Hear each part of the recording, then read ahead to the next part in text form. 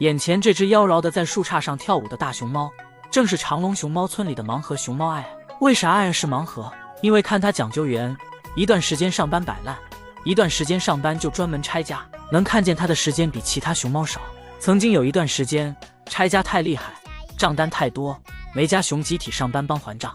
那爱爱拆家有多厉害？作为熊猫村里著名的修理工，饲养员都想不到他有多厉害，各种各样的电器都修理得明明白白的，会修水管，会拆木床，徒手修理玻璃，就连价值10几万的冰床，爱爱也是修理得明明白白，各种各样的。最让饲养员惊讶的，还得是爱爱修理龙仔场馆内的挂壁空调。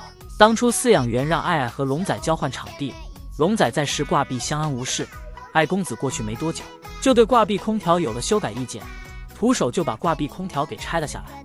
饲养员都惊呆了，从来就没想过会有大熊猫能站那么高。然后爱爱就喜提回家了。龙仔有苦难言，家被拆了不说，还被说爱。爱爱不仅仅是熊猫村里著名的修理工，他还十分粘人，毕竟神烦爱不是白叫的。没和青青分开的时候，爱爱就粘着青青；和哥哥分开后，爱爱就去粘饲养员。饲养员路过他的场馆，爱爱看到后都要立马过来瞅一眼，因为爱爱的场馆有2个运动场。当饲养员在外面那一个聊天，爱爱在里面的那一个是，哪怕听不见，爱爱都会很努力地把头伸过来，听听饲养员到底在讲些什么。离得远也要听，听不懂也要听。班是一课也不想上，瓜是一个也不能少吃。别的熊是八卦，爱爱是尤其的八卦。